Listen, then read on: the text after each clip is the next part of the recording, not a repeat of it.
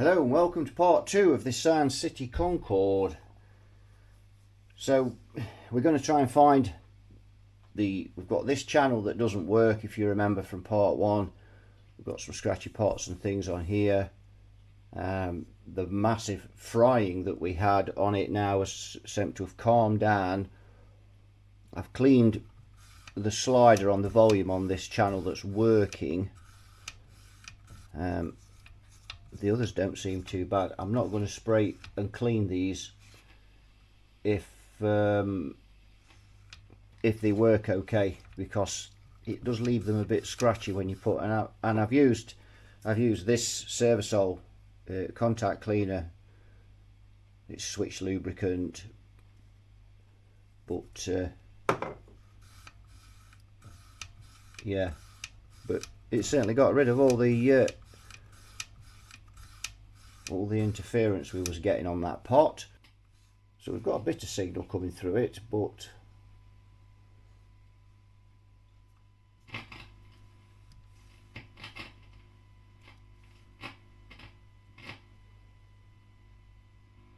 we have got some oscillation there to deal with, although we may lose that when we get the channel working.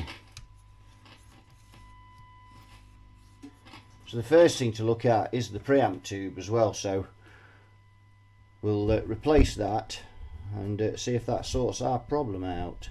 Right, we're just going to do a bit of tracing through this channel, see if we can find the problem. So if we look there, you can see on the scope we've got signal there. That's going in from the input into the grid of the first stage. So just looking at this tube now, so pin 1, so this is the coupling capacitor for the first stage, and that's pin 1. So if we go there, and we've got nothing at all, not a bean. So there's our problem. So is that plate resistor, that 220k plate resistor, is that gone? Let's get a meter on that, see if there's any plate voltage. Let's give it a check. We'll switch off and put this meter onto ohms on here. Just can't get all the meters in shot, but I think you can just about see that one. Right, let's see, 220k. And it looks like he's open, so that looks like the problem with the channel of having no input. So we need a 220k resistor to go in there. Right, I've changed the resistor, as you can see there. Let's see what the fruits of our labour have brought. And there we go. I've got the dummy load on now, so you can see that's working fine. Now the next thing I want to look at, find a pointer, is these Sprague bypass capacitors.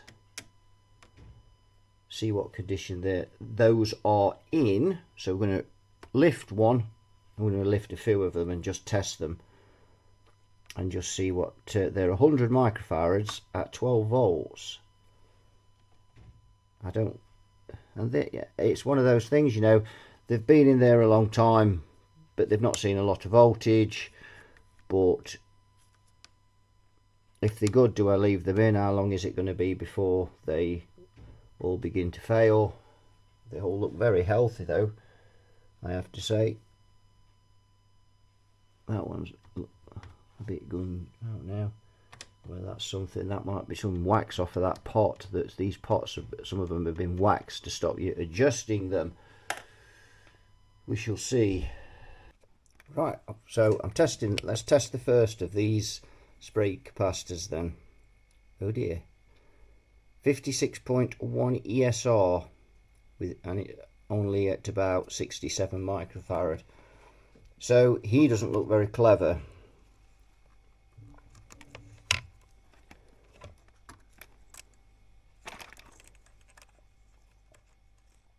to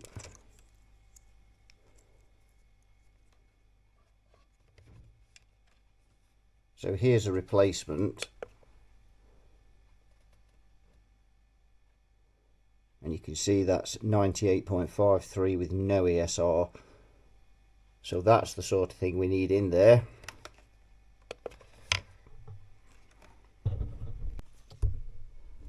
Right, here's another one. And that's suggested as a diode.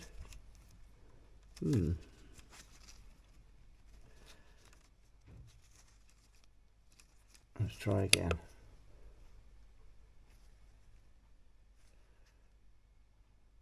Oh, so I think he's all over. So I think by the look of it, these, I'm not going to bother testing anymore. I'm just going to change them all because they're all not great, and that one looks to be completely shot. Now I did buy this a while ago. Just pop it there because of the light shining on it. I did buy this a while ago, this Finsbury capacitance tester, and whilst I really love that multimeter that I've got with the oscilloscope, we've just been looking at it, that's a great piece of kit. Not so sure about this. I'm still a bit unsure, so let's try it.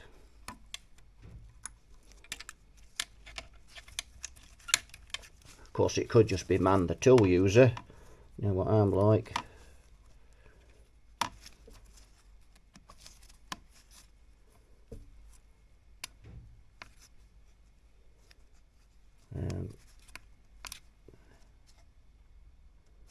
It's not infrared decoding, is it?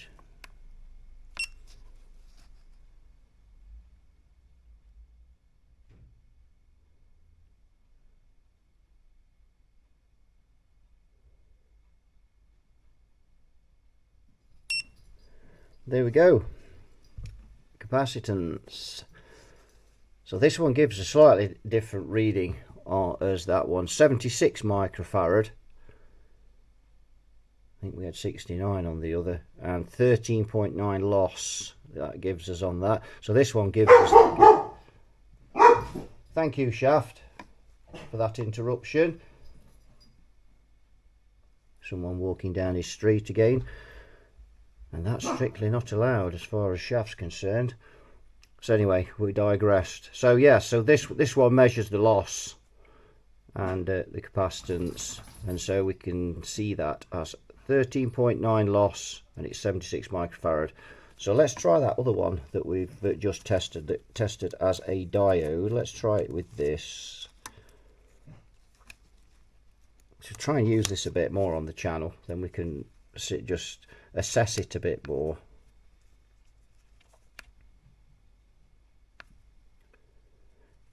I wonder if the battery wants charging on it.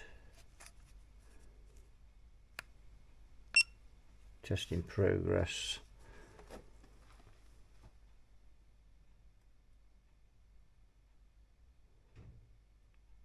Takes a long time, but there we go. Well, that's measured it as a capacitor, so I don't quite know what was happening there with the other one. So but that's 10.8 loss and 85 microfarad.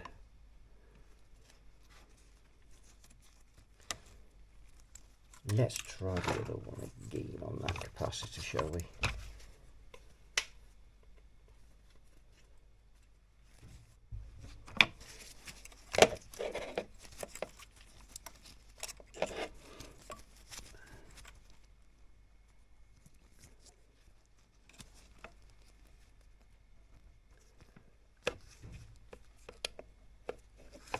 Let's see again. Still coming out as a diode on that one. Don't know why. Still is. Let's see if I've got these in. See if it's man the tool user again.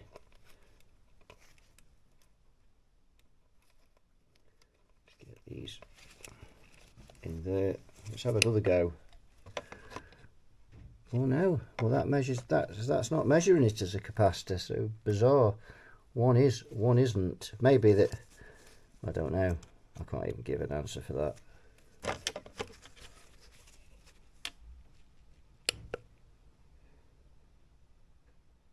No. Well, I don't think that is man the tool user in that case, but it usually is in most of the others. So you also get this with the finishery as well. So you can just sit your components on top there and test them. Quite a tool. So we're going to start using this a bit more. I've not really used this enough to say yes, this is good or this is not good.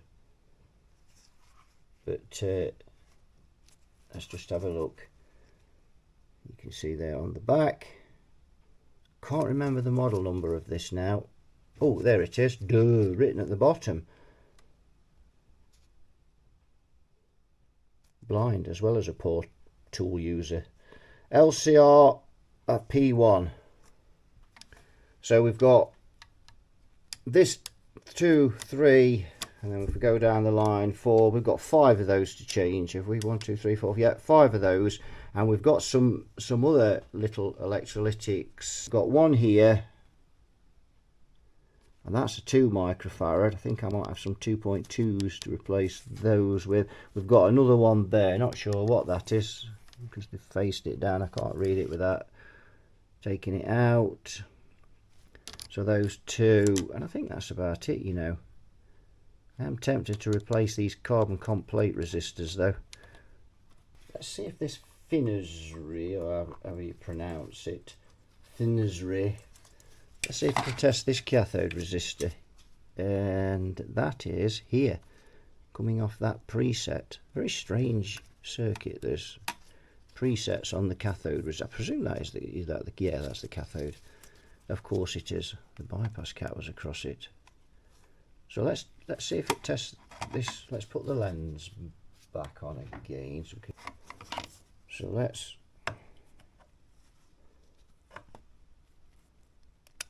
see if it'll test this resistor. Might as well have a bit of a play with this while we're we've got it on the bench, and it does indeed, and that's 2.23k. So let's test the accuracy of that with one of the meters. 2.23k or 2. In fact, we'd call that 100% really, wouldn't we? 2.23k. Let's test with this meter. You probably can't see this meter here. Got the wires tangled up now, but never mind. Let's get it in shot. Can we get it in shot? We're a bit close in with this macro lens, so if I pull it back, it'll go out of focus and everything will start going round, as in circular round. Well, I'd call that pretty accurate. 2.201. And we had 2.23, so I would say that tests resistors pretty accurately. Well, it did that one anyway, so that's good. Go on then, let's test it with the other one, see if that one measures it and how accurate the other one is.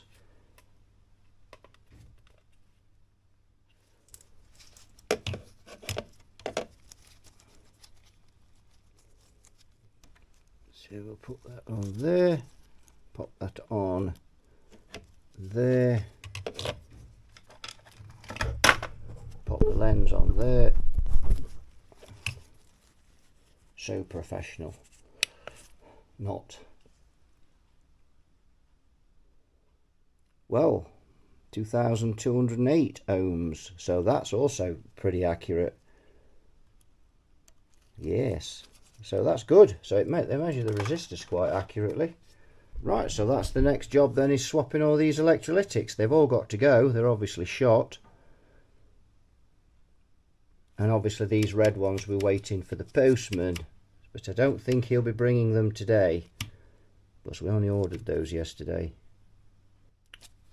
I'm still in 2 minds whether to change these plate resistors, because I don't want this amp back frying, and it is frying a bit already.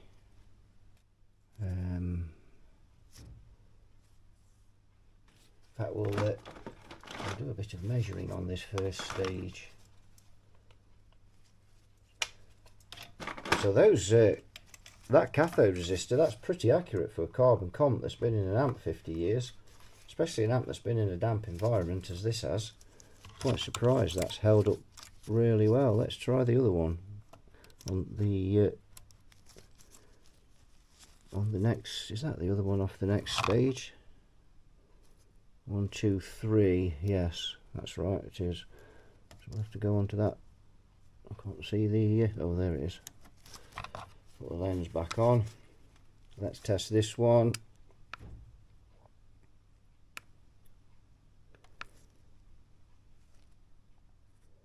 So a bit strange what. There we go. So when you switch it on, it always comes up. That's probably because I've already got the component connected to it. 2.21. Well, that one's pretty accurate as well. So I think we can leave the cathode resistors in, can't we? Right, got all the capacitors in. Now all done. We've got this up and running again. So we're going to do a few tests now, check the bias. Well, I'll say all done except for those 4 microfarads, which we're just waiting for. 227 on that plate, 169 on that one.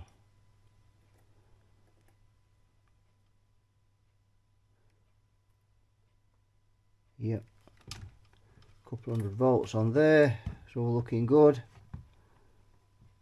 Going through. Pin 6. Oh, I've just missed a plate. I just realised there's one under there. Got to change that one. Just missed that one.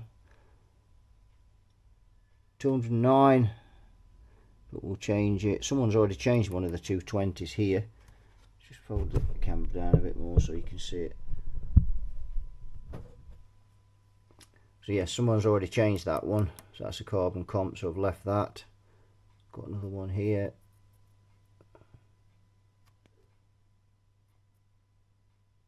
$110 on there. Check on here, we've got voltage 124. Yep, another one here, which we've done 136.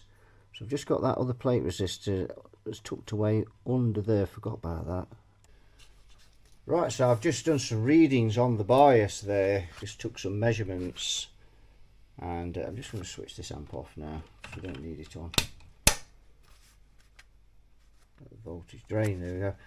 So I've just took some readings there, and so on this left side we've got 70 ohms of resistance, we've got 72 on the right, so we're left and right here, and then we've got 2.4 volts drop on the left, but look at the drop on the right, much higher, 443 plate volts. So we need to do the maths on that, but I can tell you now that those tubes are incredibly mismatched. I've gone a bit further with this amp and we've discovered a few problems. So we replaced all the bypass capacitors. We've still got these red ones to do, but they came, these 4 microfarad, but they came through the post this morning, so we're going to get those fitted. I've changed the bypass capacitors, sorry, I've changed the coupling capacitors to the output tubes. I've changed the sensitivity switch that was broken, which is here, which just wasn't working right, so he's been changed. So apart from these 2 caps now, this amp is recapped, just need these 2 to go in there. I changed these just as a precaution, and one of the reasons is having problems with the bias on this amp, and the reason we're having problem with the bias on this amp, we can't quite get enough bias on it, and the reason is that the winding on the transformer just doesn't give enough volts, just not quite enough volts. And I've seen this on these Sound Cities before.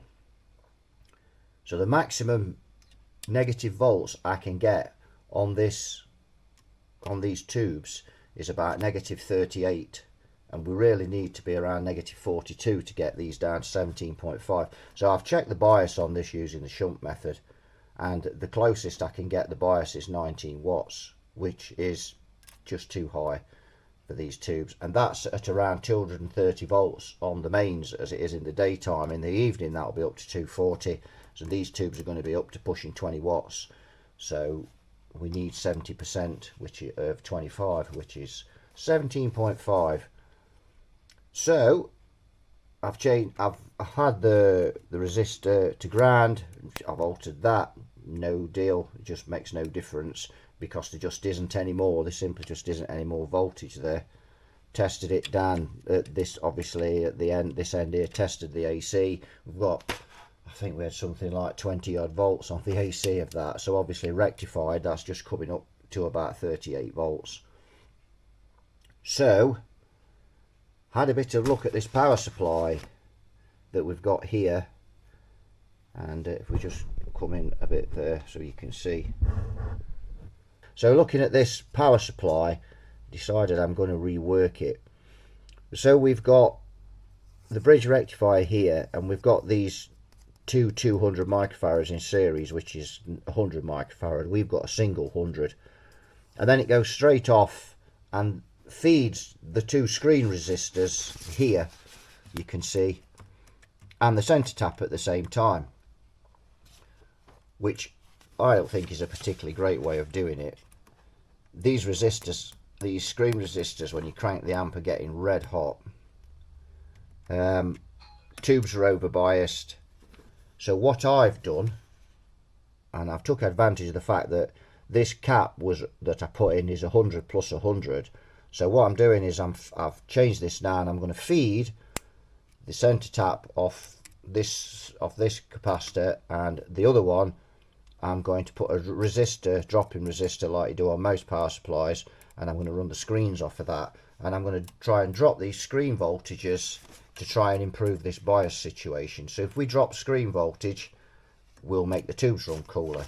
Right, so we're running this up now. What I've done is I've jumped in a drop-in resistor between nodes 1 and nodes 2, and up here I've got a meter that's going to be monitoring the volts drop across one side of the transformer, across this EL34. And I'm also coming down with a cold, which is just what I needed, but there we go. So we've got a 2.2k resistor between nodes 1 and 2. So we're going to drop that screen voltage. What voltages we've actually got now, what's the differences between the screen and the plate, and that's looking much better than what we had before. I was getting like 3.1 and 3.5 and upwards, depending on what voltage was coming in. So let's see what we've got. So on the plate now, we've got 454 on the plate, and we've got 417 on the screen, and that's made a massive difference. So just by doing that, we've been able to control the bias now. And when we had the power supply wired up the original way, we'd got 3.5 volts on that. So these tubes have always, in this amp, they've always run hot. And now if I look at the current meter on the wall there, you probably can't see that close, but 360 milliamps this amp's drawing. It was drawing at idle around about 500 before, so that's come right down. So the lowest bias reading I could get on this amp was 19 watts, 18.9, so 19 watts. So let's see where we're at now. So we'll call that 2, because it's creeping up to there. Divide by 72, which is the resistance of the winding. And what did we say our plate volts was again? 456. And now that's at 12 watts just by dropping that down, just dropping that screen voltage. Now if we look at pin 5, we've got -37. That pot is maxed out, we can't get any more than that. So really we'd have been better off with negative 42, which is probably, I would guess, is for the voltage we got on the plates, in my experience, and the way the screens were wired, we would have negative 40, we'd need negative 42 to get this bias down. But now we've got negative 38, it's just crept to 38, and we've got these tubes down to 12 watts. That's just by reducing the screen voltage. Right, we've got the meters, they're monitoring the volts drop on each of the tubes. We've got the current limiter on at the moment. So what I'm going to do, I'm just going to see if I can balance these tubes up with these presets, because we've got individual presets and there is quite a difference between them. So if we come off the current limiter, so we're looking for about 2.6 volts, something like that. You can see this one is the tube on the right that's drawing the most current.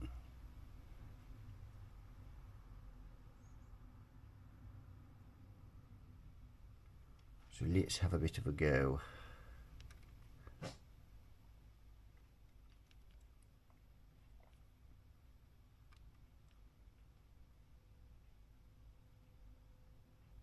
In the wrong way.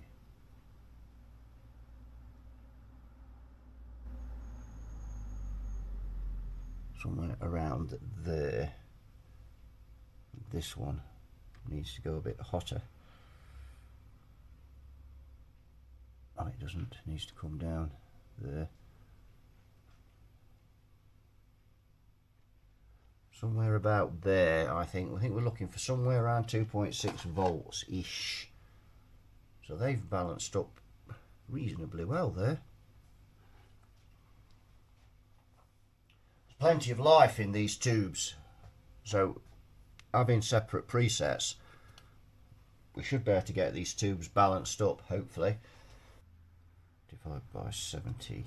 So now I've got 38.5 milliamps on this side. So now we'll see what plate voltage we've got. 450 volts we've got plate voltage. We are down at 233 on the 234 on the mains. 450 volts. 17.3, that'll do me. 17.3. That's excellent. So let's look at the other one. So now that one is 17.4. So that is biased up perfectly now. Excuse me, because I said yesterday I was coming down with a cold, and I have got one. So if I'm sniffling away, I'm sorry. It's nature of the beast. There's our resistor there. We've got on now. We've got some trousers on him because there's potential for him to be turned around and touch this chassis, and also this ground here.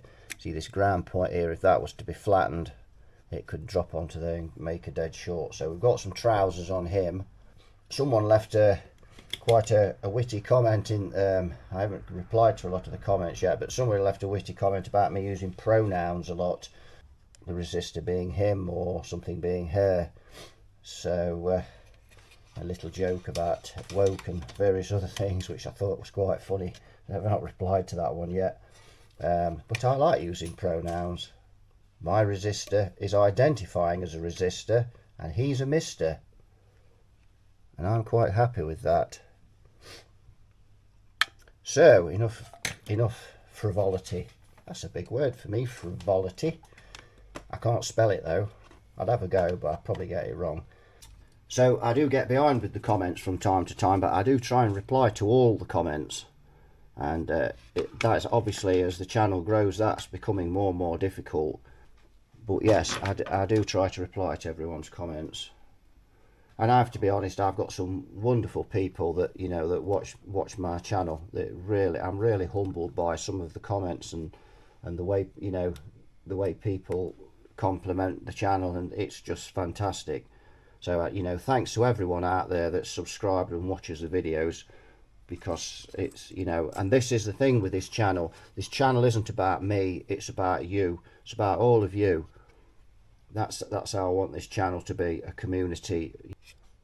Anyway, enough of my waffling. Let's get back onto this Finsbury here. But we'd have a bit of a nosy at this again. Let's put that lens back on. Let's give that lens a bit of a polish. So we've got these capacitors that I've took out. I've actually replaced them, these 4 microfarads. Remember, we'd got Mr. Postman bringing them. And there I go with the pronouns again. Or Mrs. Postman. It was Mr. Postman. If it was Mrs. Postman, I would have said so. Or even Miss Postman. So we're going to test these and just see if they're actually any good. I doubt if they are. Now, I've actually found a few date codes on this amp as well, and this amp is from 1971. So let's switch on the Finsbury.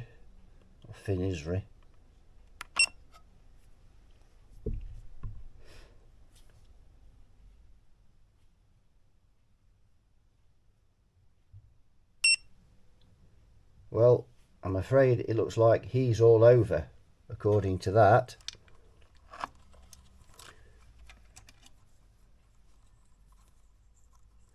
Yes, it looks like he's all over. 40 nanofarad. So those were shot, and there is another one somewhere. There it is. Let's have a look at the other one.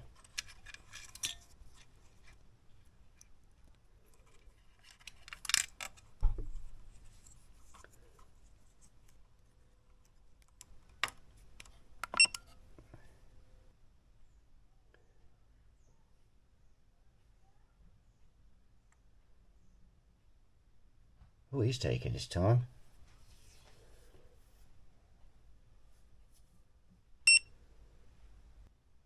And the ESR's showed on that one, 2.59, 1.8 microfarad. Right, let's try it with this one.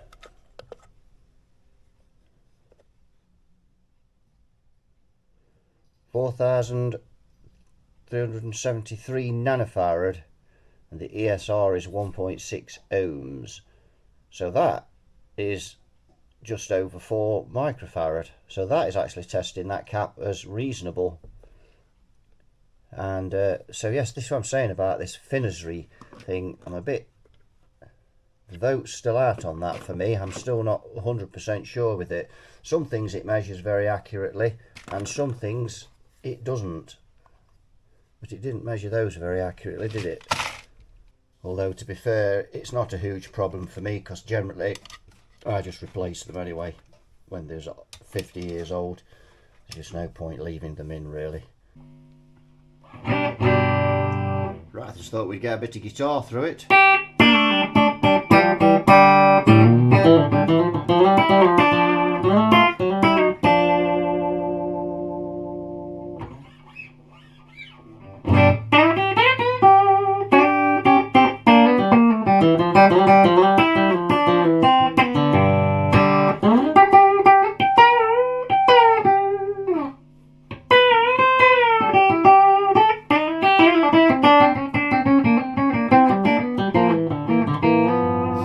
The channel that was dud before we replaced that plate resistor.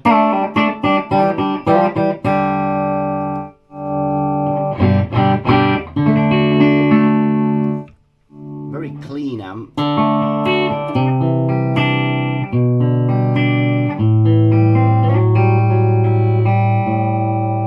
And very glassy. Bright switch works now. But if we turn up the treble,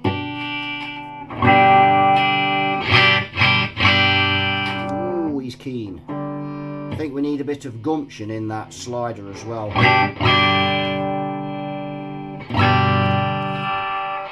That's with all the bass out. That's with all the bass in, so you certainly need all the bass in on this guitar anyway.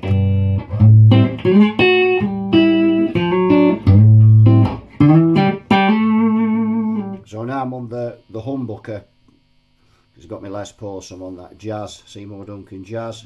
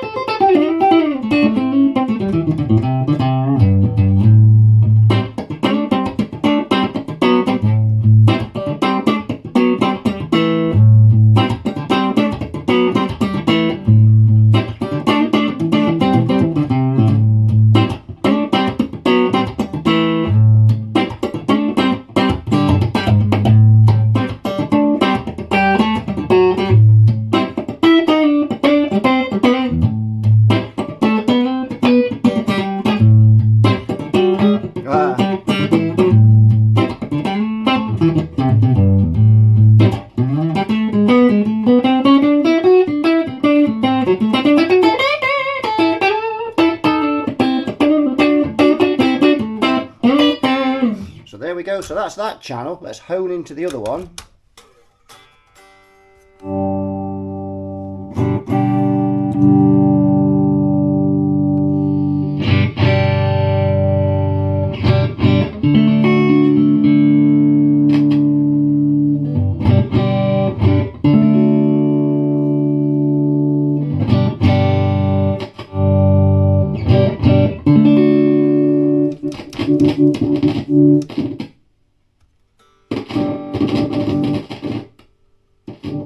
So yes, these sliders are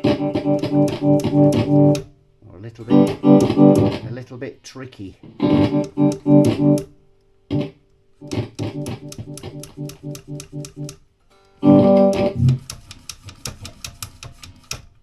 that's the one that I cleaned.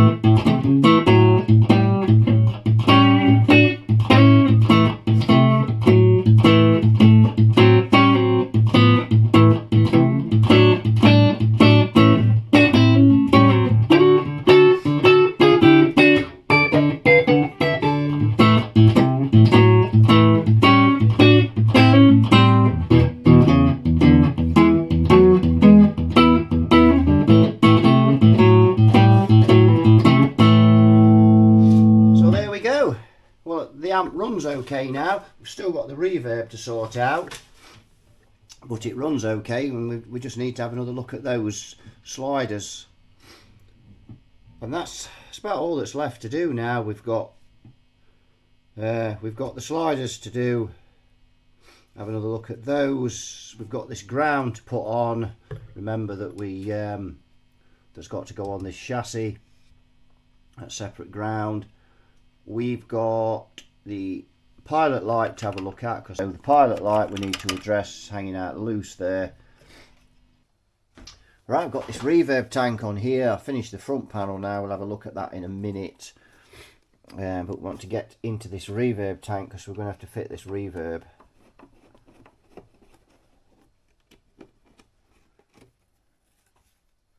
And I have to say, this doesn't look very clever being in this box. But, very messy. It's a decent enough reverb tank by the look of it. And they are on phonos. Didn't think they were, but never mind. We needed to cut them off anyway because of the amount of wire that's on there. So we'll remake these. Right, so we've got the reverb working. Reverb only works on one channel, and someone did leave, I did kind of read one of the comments. Like I say, I've not had a chance to reply to some of the comments. Apparently it's very weak in this other channel. Well, that does seem to be working, but not as strong. Not as strong as we had. Oh, I don't know though.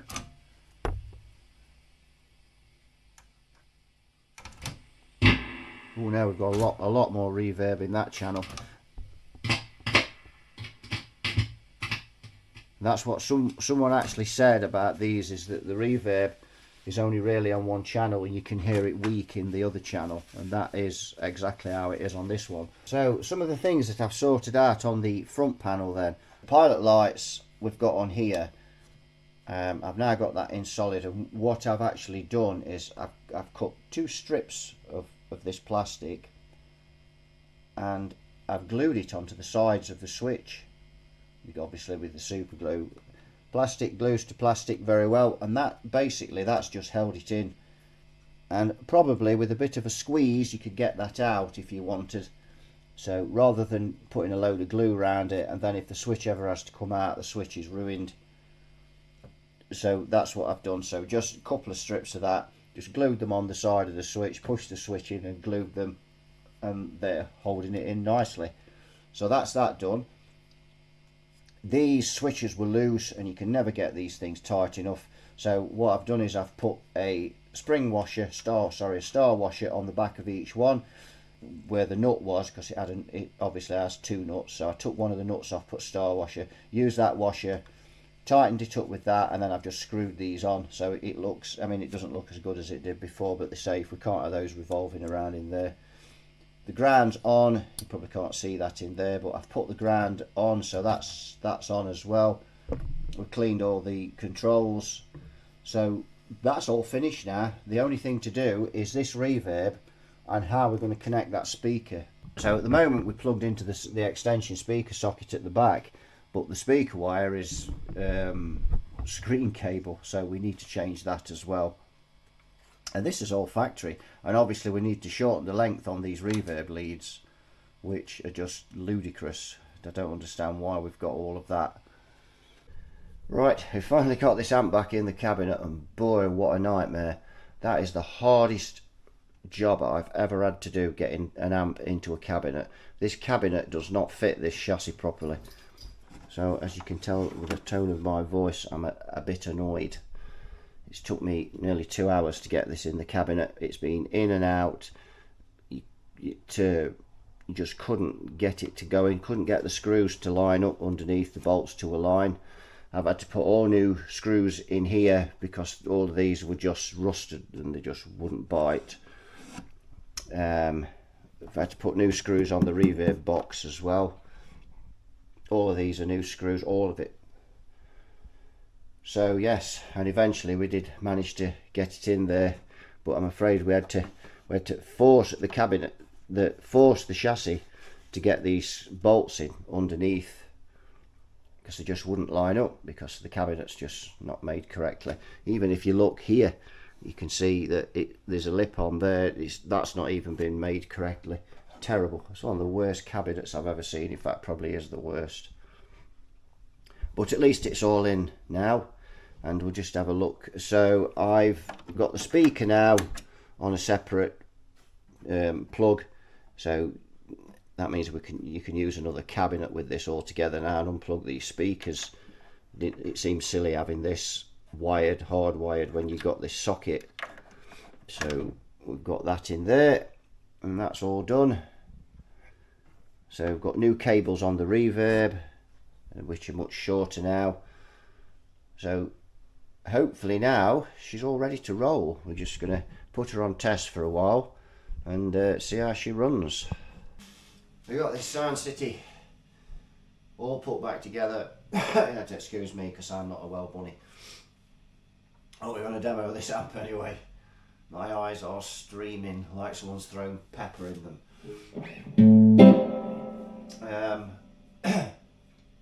So we're going through the reverb channel, and the other channel doesn't have reverb on it. And Shaft agrees with us there. So we're going to have a listen to this channel first.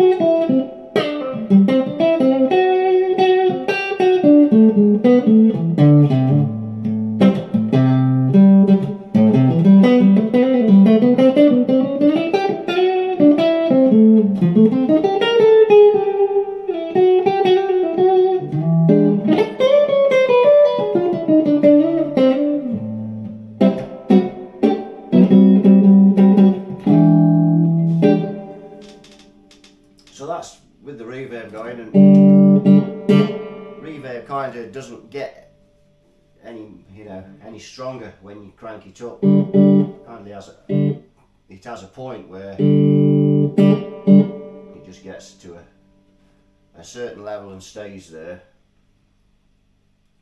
These tone controls, as we looked earlier in the video, you see how glassy and how little treble you actually need.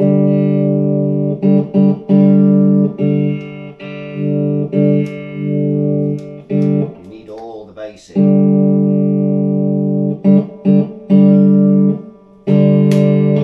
I really can't see why this amp has brilliant switches on it, bright switches, because they just really, you don't need them.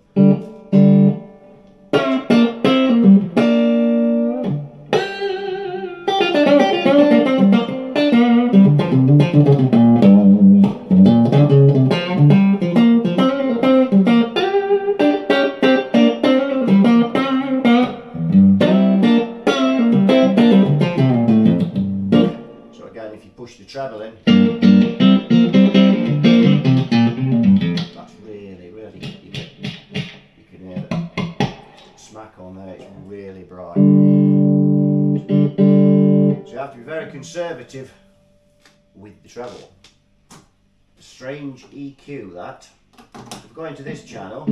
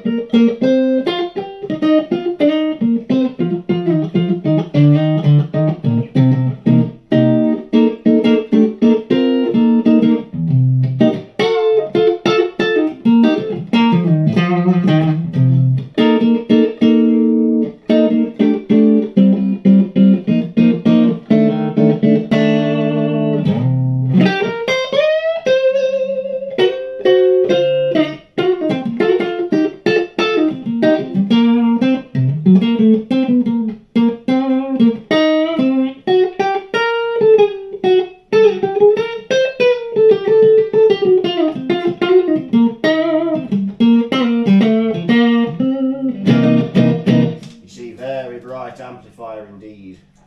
You have to be really careful when you're setting these trebles. So yeah, so it's been a real tough one, this, getting it back in the cabinet. And I think the cabinet has shrunk in the corners, and just to get this amp in has been a nightmare. Not only to get it in, but to this, because this bolts to the chassis, this front part, it was dropped, you know, down in there. It's on like adjustable bolts, but you try to adjust it when it's out the cabinet, and you put it in, it just won't fit in. So you've got to try and adjust it while it's in the cabinet, which means you've got to loosen the bolts, and then you're struggling to get the bolts to tighten up because you can't get your hand at the back, or get a screwdriver in to get a screwdriver into the bolt at the back. Absolute nightmare. It took me a couple of hours to get this back together. I've had it jammed in there and all sorts. We had a gap at the top, just an absolute pain. And the cabinet is not well made. The chassis didn't line up with the holes in the bottom board, the holes in the chassis for the bolts, so I've had to actually compress, because this is a bit springy while it's on, obviously fastened to the chassis. I've had to push the chassis in, and really I had to face this against the wall and push the chassis up to get the bolts in. Really poor design, the cabinet, badly made, but it's it's a vintage amp. It has its place in history. Some people won't like the sound of it. My opinion of it is the amp sounds different. If you're looking for that twangy, really glassy sound, this amp's your man. But yeah, it's not everybody's going to like this amp. It is one on its own, and I actually think about all the amps that we've done on the channel over the last 2 or 3 years. I can't think of one that's got an EQ like this one. It's all of it's it's one on its own without a doubt. But yes, we've done stacks and stacks of work to this amp. I also think that these speakers as well aren't a particularly great choice for this amp. There's nothing wrong with the speakers, they're great. They just, you know, with the metal cones on them as well, it's all, with this amp being so bright, but I've done with some speakers that weren't quite as you know, bright as these speakers are. But all in all, it's all back together, and we've, as I say, we've done a lot of work to it. We've completely recapped it, changed all the plate resistors, we've just gone right through this amp, sorted all the problems. We've had to rework the power supply, as you've seen, just get the bias right. So yeah, a ton of work, but in the end it's turned out okay, and it's not a bad beast. Definitely different. Some people have made comments on the first video about the sliders, and yeah, I can see those points. I think somebody, it might have been Gooden, that commented that, you know, sliders are okay on PAs, but it does look different, this amp. You know, it's one thing you can't argue, like it or dislike it, it doesn't really look like any other amp, does it? So, but yeah, we've, as I say, we've fixed it. So you all let me know in the comments your opinions and what you think of it. But that'll do it for this one. I think I'm going to bed. So thanks for watching, you all take care, and I'll see you all in the next one. Bye bye for now.